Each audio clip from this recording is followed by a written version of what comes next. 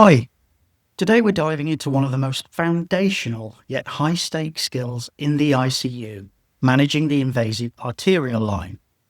Whether you're titrating vasopressors on a septic patient or managing a complex post-op recovery, the arterial line, or A-line, is your lifeline for real-time data. By the end of this session, you'll understand the why, the where, and most importantly, the how of caring for these devices safely. So firstly, why do we even insert these? Well, arterial lines provide two primary clinical benefits: continuous hemodynamic monitoring and ease of blood sampling. So unlike blood pressure cuffs, which only provide snapshots, an A-line gives beat-to-beat data. This is critical for patients on vasoactive drips, like norepinephrine, where we need to see changes the second they occur to titrate safely. Cuffs are often inaccurate in states of shock, profound hypotension, or arrhythmias. The waveform itself tells a story.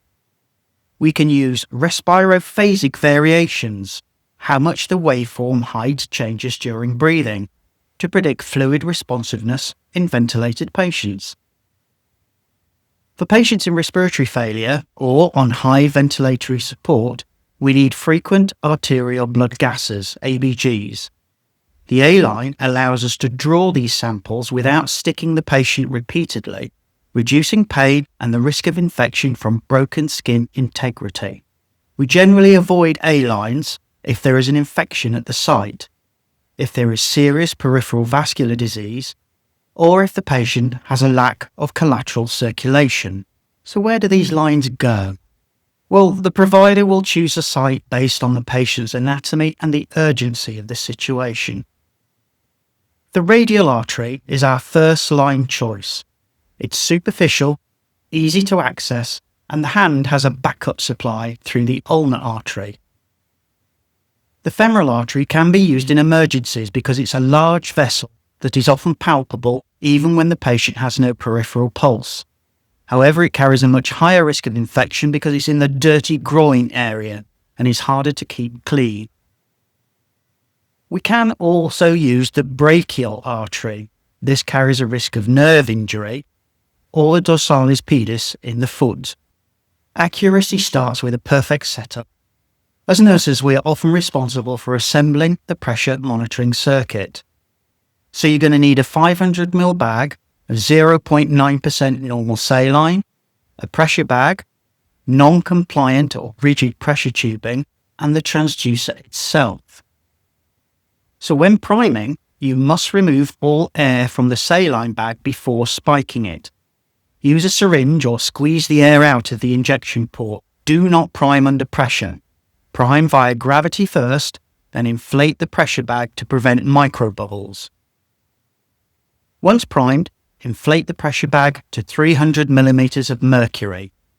This provides a continuous microflush of 3 to 5 mils per hour to keep the catheter from clotting. The transducer must be levelled at the fourth intercostal space mid-axillary line. This corresponds to the right atrium. And there's a rule of thumb here, that every 10 centimeters the transducer is too low, your reading will be about 8 millimeters of mercury too high. Then we need to zero. This negates the effect of atmospheric pressure. Turn the stopcock off to the patient and open to air. Press 0 on the monitor, then close the port and put on a fresh, non-vented cap. A-lines are invasive and they require vigilant maintenance bundles to prevent complications. We should check the site every 1 to 2 hours for redness, leaking or drainage. And go through the 5 Ps. Assess the limb distal to the line every 1 to 2 hours. Check for pain, pallor, pulselessness, paresthesia or numbness, and paralysis. Use a transparent occlusive dressing so that you can see the site at all times, and change it every 7 days or whenever it becomes loose, wet, or soiled. When drawing blood, use a closed system if possible to reduce blood waste and infection. Always scrub the hub for 15 seconds before access. Discard a waste volume, usually 3 mils, to ensure the sample isn't diluted by flush solution. What if the numbers don't match the patient? We use the square wave test or snap test to check the system's dynamic response. So the square wave means you pull the fast flush tab and release it quickly. The normal response is 1 to 2 oscillations before returning to the baseline.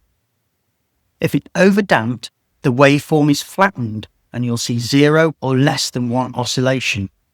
This causes a falsely low systolic reading. Check for air bubbles, blood clots, or kinks in the tubing.